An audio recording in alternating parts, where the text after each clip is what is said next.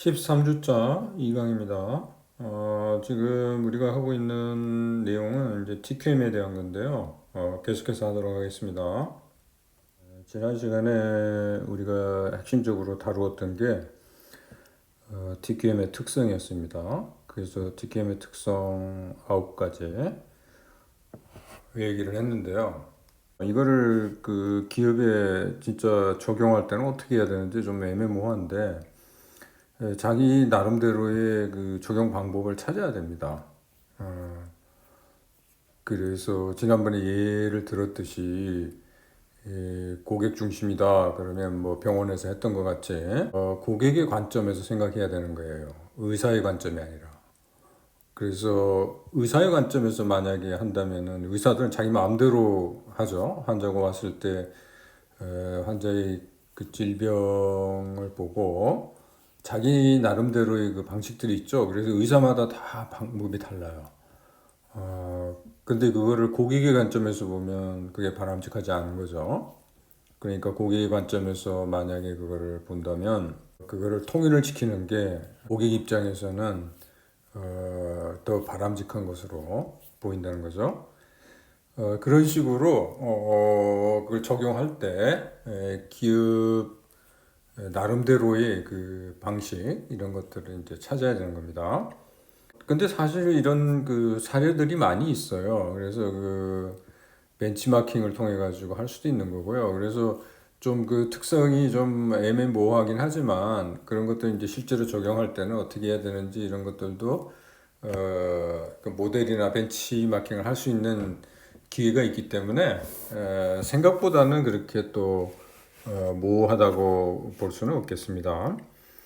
자, 오늘 계속 이어서 TQM에 대해서 한번 얘기를 해보도록 하겠습니다. TQM의 효과는요, 이게 굉장히 그 좋은 점만 이렇게 쭉 나열을 해놨는데, 뭐 여러분들 읽어보시면 아시겠습니다만은 같이 한번 보도록 하겠습니다. 첫 번째는 경쟁적 지위가 강화된다. 그러니까 경쟁력 확보에 도움이 된다는 거죠. 그 다음에 두 번째, 변화하거나 새로운 시장 환경 및 정부의 환경적 규제를 포함한 모든 규제에 대한 적응력이 높아진다. 아무래도 이제 TQM을 그 실천하다 보면 좀 이제 뭐 국제적인 표준이나 이런 거를 따르게 되거든요. 그래서 아무래도 문제 발생 소지를 없애는 데 도움이 좀 된다는 의미입니다. 그 다음에 생산성이 높아지고요. 시장 이미지가 높아지고 불량과 낭비 요소가 제거되고요. 비용이 감축되고 비용 관리가 개선되고요. 수익성 높아지고 고객 중심 고객 만족이 개선되고 고객 충성도 유지가 증가되고요. 고용 안정이 증가되고 종업원 사이가 진작되고요. 주주 가치가 높아지고 프로세스가 개선되고 혁신적이 된다. 이런 그 다양한 그 효과들이 있어요. 그러니까 뭐 거의 지금은 이제 많은 기업들이 이제 TQM에 대해서 잘 알고 있고 이거를 적용하려는 노력을 기울이고 있습니다. 여기에 더 나아가서 이제 뭐 TQM 뒤에 나온 뭐 6시그마랄지 뭐 이런 거를 적용하는 기업들도 많이 나타나고 있고요. 일단은 하여튼 굉장히 긍정적인 효과가 있기 때문에 TQM을 만약에 도입을 하지 않았다면 TQM을 도입하려는 노력을 기울여야 된다. 그런 생각입니다. 우리 학교의 경우에도 TQM을 상당히 오래전에 도입을 했습니다. TQM 그럼 실천하는 데 있었고 조금 도움이 될 만한 거 이거를 네이밍이 이제 그 얘기를 한 게 있는데요. 14가지 한번 살펴보도록 그렇게 하도록 하겠습니다.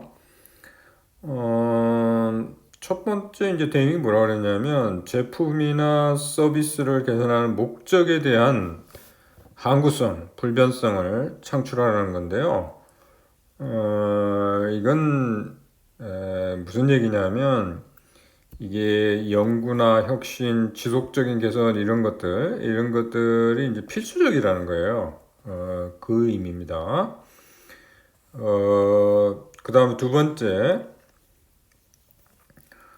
새로운 철학을 적용하라. 이제 저품질이나 나쁜 태도 이런 거는 이제 더 이상 수용할 수가 없다는 거죠. 그래서 더 이상 참지 말아야 된다는 뭐 그런 의미입니다. 그래서 TQM을 이제 실천을 해야 된다 이제 그런 얘기가 되겠고요. 세 번째는 대규모 검사에 의존하는 것을 중지하라. 이제 과거에는 이제 검사에 의존을 많이 했잖아요. 그래서 불량품 찾아내고 재작업하거나 아니면 폐기하는 거 이런 것도 많이 했는데 이거는 비용이 많이 든다는 거예요. 그래서 이걸 이제 선제적으로 이게 그러한 불량품이 나오지 않도록 만드는 거, 그거에 더 초점을 맞추는 것이 필요하다. 그 얘기입니다. 네 번째는 가격 하나만으로 공급자를 보상하는 관행을 중지하라 이렇게 되어 있습니다. 과거 같으면은 이제 뭐 요새도 이제 이런 일이 많이 있습니다만은 입찰을 하게 하거든요.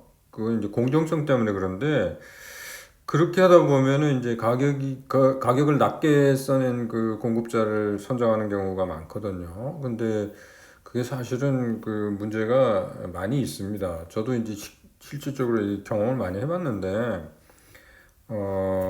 이 가격 입찰 이걸 해버리면 진짜 낮게 써내는 그런 공급자를 이제 선정을 해야만 하거든요. 근데 공급자가 제공하는 그 제품의 서비스의 품질이 우리가 예상하는 그 수준을 못 따라오는 경우가 엉망이 있습니다. 그게 참 문제가 되고 있긴 합니다. 그래서 여기 네 번째 가격 하나만으로 공급자를 보상하는 관행을 중지하라 이 얘기는 뭐냐면 공급자 선정 시에 가격만 가지고 이렇게 결정을 하지 말라는 거고요. 뭐 피치 못할 경우에는 뭐 그렇게 해야 되겠습니다만은 가격 말고도 품질하고 가치 이런 것들을 이제 고려를 해서 하라는 거고요. 우리 그 공급자의 파트너십 그 얘기할 때 장기적인 관계 얘기했잖아요. 그래서 이것도 이제 그거랑 관련이 있습니다. 그래서 공급자 선정을 신중하게 하고 그다음에 장기적인 관계를 맺어서 하라는 거. 그게 여기 네 번째가 되겠습니다. 다섯 번째는 생산 시스템과 서비스를 지속적으로 이제 개선하라는 겁니다. 이 지속적인 개선은 우리가 뭐 누누이 얘기를 해왔습니다. 그래서 완벽해질 때까지 결국 이제 완벽성을 추구해야 된다 이제 그 얘기죠. 여섯 번째는 종업원 훈련을 실시하라. 이건 뭐 사실 이제 한번 뭐 예를 들면 고용 시에 교육 훈련하고 나면 그 다음에는 교육 훈련을 더 이상 하지 않는 이런 기업들이 많이 있는데 그렇게 하면 안 된다는 거죠. 그래서 지속적으로 교육 훈련을 해야 돼요. 이게 이제 우리나라도 많이 정착이 됐습니다는 특히 그 일본 같은 경우에 이런 걸 잘합니다. 그러니까 새로운 건 물론 이제 교육하고 훈련을 해야 되겠습니다는 기존의 것들도 이게 교육 훈련을 통해서 자꾸 반복을 통해서 이제 체화를 시켜야 되겠죠. 일곱 번째는 리더십을 발휘하라 이렇게 되어 있습니다. 근데 목표를 설정하고 그 다음에 그 목표를 그죠 향해서 모두가 같이 나갈 수 있도록 동조해서 따라올 수 있도록 리더십을 이제 발휘를 해야 되는 거죠. 그러니까 뭐 억압을 한다든지 뭐 이런 게 아니라 동기부여나 뭐 이런 걸 통해 가지고 권한부여 이런 걸 통해 가지고 한 방향으로 나아갈 수 있도록 리더십을 발휘해야 된다 이제 그 얘기고요. 여덟 번째는 두려움을 제거하라 이렇게 되어 있습니다. 그래서 작업자들이 이게 그 과거에 보면 작업자들이 일을 제대로 수행하지 못하는 이유가 뭐 누구한테 물어본다든지 아니면 제안하는 거 이런 것들을 두려워하기 때문이라는 거예요. 그래서 이러한 일이 없도록 해야 된다는 거고요. 그 다음에 아홉 번째는 부서 간의 장벽을 없애라. 그래서 이건 이제 팀제를 강조하는 겁니다. 그러니까 사실은 이제 그 과거에 보면 조직에서 부서 간 이제 알력이랄지 뭐 이런 것들이 있어요. 그래서 그런 것들을 없애라는 거고 그 다음에 열 번째는 작업자에 대한 슬로건, 권고, 목표 등을 제거하라. 이미 보통 보면은 이제 그런 목표 설정해놓고 이제 그거를 이제 달성하게 이제 하고자 하는 것이 그 보통 기업에서 이제 보통 추구를 하는데 근데 이제 그런 식으로 압박을 주고 그러지 말고 스스로 뭐 목표를 설정하는 거는 관계가 없습니다. 그래서 스스로 모든 것을 알아서 하도록 이렇게 뭐 예를 들면 뭐 얼마를 이번엔 뭐 얼마를 달성해야 된다 이런 그 목표 같은 걸 설정해 놓고 모두가 그걸 향해서 노력하도록 이렇게 에, 압박을 주면 안 된다는 거죠. 11번째는 수량적 할당치를 제거하라는 거예요. 그래서 이 할당을 이렇게 하게 되면 프로세스나 품질 이런 거에 초점을 맞추기보다는 오히려 이제 그 양 있잖아요. 양에다만 이제 초점을 맞추는 그런 경향이 있다는 거죠. 그래서 그런 것들은 바람직하지 않다. 이제 그 얘기고요. 그 다음에 장인 정신에 대한 장벽을 제거하라. 이건 무슨 뜻이냐면 모두가 자기가 원하는 분야에서 장인이 되고자 하는 그런 욕구를 가지고 있죠. 그런데 그런 거에 대한 그죠? 지원을 아낌없이 해야 된다는 이제 그런 겁니다. 물론 이제 여기서도 리더 역할이 굉장히 중요하죠. 그 다음에 13번째가 엄격한 교육 및 재훈련 프로그램을 실행하라 이렇게 되어 있습니다.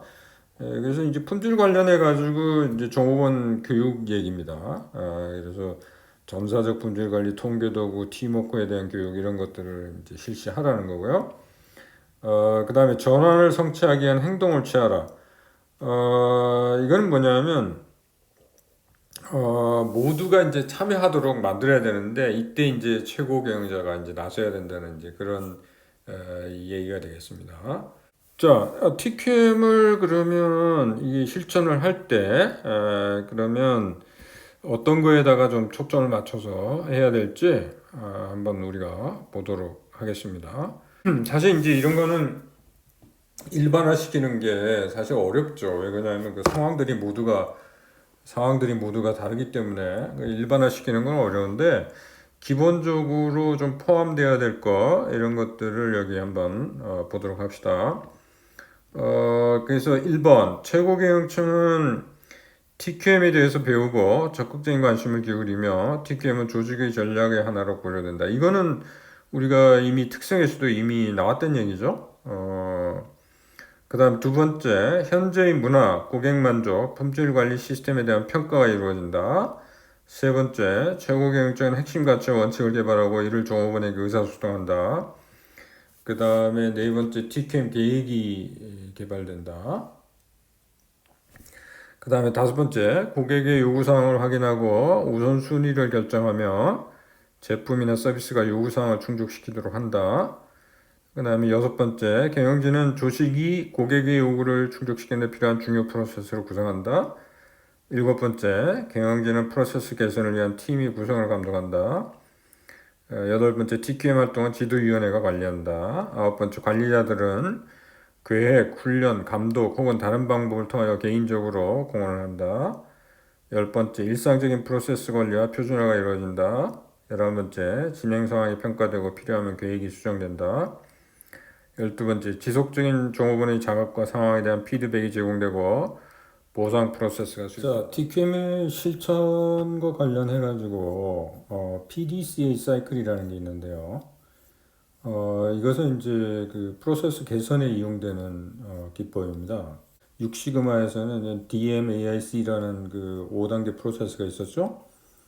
그거와 매우 유사한 건데요. DMAIC랑은 좀 다르게 좀 구체적이지는 않습니다. 그렇지만 이제 그에 필적하는 그런 기법이라고 보면 되겠습니다. 우리가 DMAIC가 나오기 전에는 이 PDCA 사이클이 이용되었다고 보면 되겠습니다. 이 PDCA 사이클은 누가 개발했냐면 그 슈아르트라는 사람이 개발을 했어요. 그걸 개발했는데 이거를 확산시킨 사람은 이제 데밍이에요. 그래서 이거를 데밍 사이클이라고 부르기도 합니다. 이거는 이제 조금 더 설명을 드리겠습니다만은 프로세스 개선에 이용되는데 사이클이라는 개념이 이용된 이유는 뭐냐면 이게 일회성이 아니고 지속적으로 돌아간다 그런 의미로 해석을 하면 되겠습니다. 이 PDCA 사이클은 영어의 그 네 단어의 그 앞자를 딴 건데요. P는 이제 플랜에서 나왔고요. D는 do에서 나왔고요. C는 체크에서 나왔고요. A는 액션에서 나왔습니다. 그래서 그게 네 단계인데 하나씩 한번 살펴보도록 하겠습니다. 그래서 첫 번째 플랜이라는 단계는 개선 계획을 수립하는 단계라고 보면 되겠습니다. 그래서 프로세스 개선을 위해서 잘못되고 있는 것을 확인하고 더 좋게 만드는 아이디어를 창출하는 단계라고 보면 되겠고요. 그 내용을 보면요. 문제를 명확히 정의하고 노력에 대한 측정할 수 있는 목표를 수립해야 하고요. 문제에 영향을 미치는 프로세스들을 확인하고 수정을 위해 프로세스 하나를 선정하는 단계고요. 선정된 프로세스의 내부 단계를 확인하고 문제의 잠재적인 원인을 확인하기 위해 검토하고 문제의 근본 원인을 확인하기 위해서 문제와 관련된 자료를 수집하고 분석한다. 이게 이제 그 DMAIC랑 이제 그 비교를 해보면 D 단계하고 M 단계가 이게 같이 들어있다고 보면 되겠습니다. 그러니까 문제를 정의하고 그 다음에 측정하고 뭐 이런 단계들이 같이 들어가 있다고 보면 되겠습니다. 그래서 뭐 예를 여기 하나 들어놨습니다. 그래서 소프트웨어 버그를 줄이려고 한다고 한다면 그러면 버그 수에 가장 크게 영향을 미치는 영역을 알아내기 위해서 소프트웨어 개발 프로세스를 이제 검토하는 그런 단계가 되겠습니다. 두 번째 단계는 이제 두 단계인데요. 이게 이제 그 첫 번째 단계에서 이제 계획 수립하고 측정하고 하면은 이제 문제점 이런 것도 이제 확인되잖아요. 그러면 두 단계에서는 뭐냐면 그 해결책을 마련해 가지고 그 해결책을 실행을 하는 단계입니다. 이 실행할 때는 이게 전반적으로 하는 게 아니라 조금씩 실행을 해야 된다는 그 얘기죠. 그래서 정상적인 활동에 대한 혼란을 최소화하기 위해서 작은 변화를 한 번에 조금씩 실행하는 게 이제 바람직하고요. 파일럿 테스팅이라고 그러죠. 만약에 이제 그게 성공적이면 이제 확대를 하는 거죠, 그죠? 그 만약에 이제 아까 얘기한 그 소프트웨어 예를 계속 해보면 버그 수가 줄어드는지 코드 검토 프로세스를 추가를 하는 그 단계가 되겠습니다. 세 번째 단계는 이제 체크 단계인데요. 이거는 이제 실행을 했으면은 그 결과를 봐야 되겠죠. 그 결과가 우리가 원하는 결과이죠. 그래서 작은 변화가 원하는 결과를 가져오는지 체크를 하고요. 이 단계에서는 실행 옮기는 해결책에 대한 적합한 자료 수집하고 원하는 결과를 달성했는지 자료를 분석하고 원하는 결과를 달성하지 못했을 경우에는 플랜 단계로 이제 돌아가야 되겠죠. 그래서 그 버그 예를 들면 코드 검토를 3개월간 지속한 후에 버그 수가 줄었는지 버그 수를 알아보는 그 단계에 해당되겠습니다. 그 다음에 네 번째 단계는 조치 단계인데요.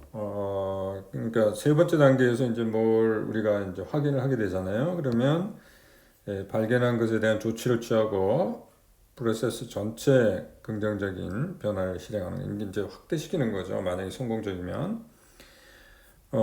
그래서 세 번째 단계에서 알아낸 걸 프로세스의 일부로 만드는 데 필요한 변화를 확인하고 새로운 문제 이야기를 예방하기 위해 해결책에 대한 지속적인 모니터링할 것에 대한 계획을 수립하는 그런 단계가 되겠습니다. 그래서 뭐 만약에 버그 수가 감소했다면 코드 검토를 소프트웨어 개발 프로세스의 영구적인 일부로 만드는 거. 만약에 버그 수가 감소하지 않았을 경우에는 이게 이제 문제가 해결되지 않은 거잖아요. 그러면 다시 이제 플랜 단계로 돌아가는 거죠. 이게 이제 그 PDCA 사이클입니다. 그래서 아까도 얘기했듯이 이 PDCA 사이클은 이제 지속적입니다. 이게 만약에 어떤 프로세스가 개선이 되었다면 이제 다른 프로세스도 개선을 해야 되는 거죠. 그래서 다시 플랜 단계로 돌아가는 거고요. 만약에 그게 개선이 되지 않았다면 다시 계획을 세워가지고 또 이 프로세스를 진행하는 게 되겠습니다. 그리고 종종 그 TQM과 ISO 9000과의 관계에 대해서 이제 궁금해하는 사람들이 있습니다. ISO 9000 시리즈라 그러는데요. 여기 이제 ISO 9001이 포함됩니다. ISO 9001이라는 거는 이제 ISO에서 발행하는 그 인증인데요. 기업들이 이 인증을 획득하려고 노력을 많이 하죠. 왜 그러냐면 이걸 획득하게 되면은 이제 그 국제적으로 일종의 공인을 받은 겁니다. 이제 품질 수준과 관련해서.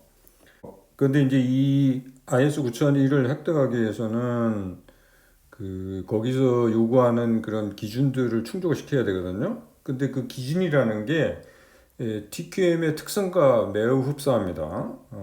그거를 좀 이제 구체화시켜 놨다고 보면 되겠습니다. 그래서 이 두 개의 관계에 대해서 그 궁금해하는 사람이 많이 있거든요. 근데 IS 9000하고 TQM하고는 이제 동일시할 수 없다는 게 일반적인 시각이에요. 아까도 얘기했지만 ISO 9000 시리즈라 그래서 ISO 9001이 포함되고 그다음에 ISO 9004도 있고 뭐 이런 거를 다 포함하는 개념이 이제 ISO 9000이고요. 인증 이름은 아까도 얘기했지만 ISO 9001이라고 그랬죠.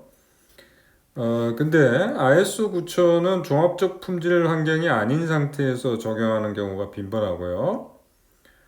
그런데 이거를 하게 되면은 이제 전통적인 환경에서 운영의 개선에 효과가 있다고 그럽니다. 근데 이제 TQM, 종합적 품질 경영이 잘 되고 있는 그런 기업들 있죠? 그런 기업들의 경우에는 ISO 9000이 이게 중복이라는 거예요. 왜 그러냐면 이미 잘 되고 있기 때문에 그죠? ISO 9001에서 요구하는 그 기준들은 다 충족이 가능한 거죠. 그렇게 보면 되겠습니다. 일단 IS 9000과 TQM 태생이 매우 다르다는 거. IS 9000이 탄생하게 된 거는 국내 및 국제적인 품질 표준이 달라서 발생하는 혼란을 없애는 차원에서 보편적으로 수용 가능한 국제 표준을 만들어야 할 필요성이 시작되었고요. 그래서 이제 ISO 그 아까 국제 품질 기구라 그랬죠. 거기에는 보통 각 나라에서 품질 관련 대표적인 기관이 있잖아요. 그 기관들이 다 참여를 합니다. 이에 비해서 TQM은 조직을 국제 경쟁력을 갖춘 조직으로 전환할 필요해서 이제 시작된 거라고 보면 되겠습니다. ISO 9000의 실행 동기는 뭐 여러 가지 여기 지금 언급된 것들이 이제 포함되고요. TQM 실행 동기는 조직의 모든 측면을 지속적으로 개선하는 데 있다고 보면 되겠습니다. 물론 이제 그 ISO 9000과 TQM은 차이는 있는데 ISO 9000이 TQM의 부분 집합이 된다 이렇게 보면 되겠습니다. 아까도 얘기했지만 TQM이 잘 실천되고 있는 기업에서는 ISO 9001 획득이 이제 중복이고요. 만약에 TQM이 잘 실천되고 있지 않다면 ISO 9001 획득은 이 TQM의 실행에 있어서의 유리한 시작을 시작했다고 이렇게 보면 되겠습니다. 그걸 바탕으로 해가지고 이제 더 진보가 돼야 되겠죠. 그래서 결국은 기업의 이제 궁극적인 목표는 이제 TQM 프로세스를 개발하는 건데요. 이때 그 이용할 수 있는 게 일종의 길잡이라고 보면 되겠습니다. ISO 9001이라는 그 인증 기준이 있죠.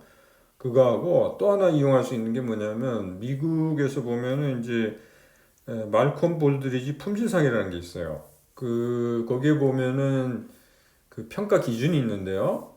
그것도 ISO 9001의 인증 기준하고 흡사하긴 합니다만 약간 다른데요. 이것도 일종의 길잡이로 일종의 로드맵으로 이용할 수 있겠습니다. 자, 이제 마지막으로 TQM하고 6시그마를 한번 비교를 한번 해보도록 하겠습니다. 그 뒤에 이제 표가 하나 나오는데요. 그거 보기 전에 일단 6시그마 목표는 무결점 지향이고 철학은 고객 지향이고 그리고 전략은 통계적 사고라고 이렇게 요약하면 되겠습니다. TQM은 과거에 개발되었던 품질 관련 모든 걸 포함하는 이제 총적인 개념이라고 보면 되겠고요. 6시그마는 TQM에서 진화한 개념으로 보는 것이 옳고요.